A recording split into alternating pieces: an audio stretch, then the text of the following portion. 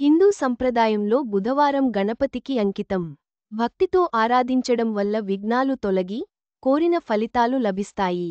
ఈ కథనంలో బుధవారం గణపతి పూజ విధానం, చేయాల్సినవి, చేయకూడనివి తెలుసుకుందాం.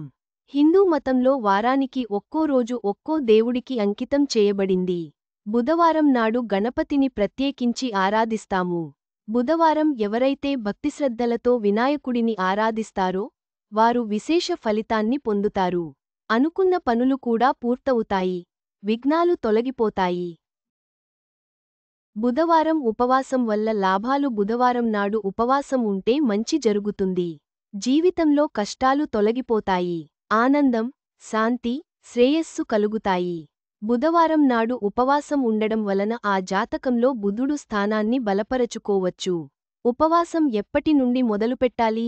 బుధవారం ఉపవాసం ఉండాలనుకుంటే మీరు ఏదైనా నెలలో శుక్లపక్ష బుధవారాన్ని చూసుకుని అప్పటి నుండి ఉపవాసాన్ని మొదలు పెట్టొచ్చు. విశాఖ నక్షత్రం ఉన్న బుధవారం అయితే మరీ మంచిది.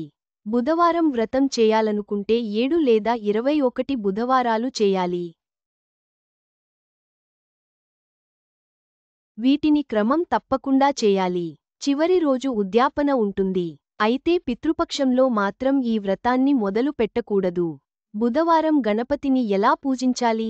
గమనిక: ఈ కథనంలో మీకు అందించిన సమాచారం, సూచనలు పూర్తిగా నిజమైనది, ఖచ్చితమైనది అని మేము చెప్పలేము.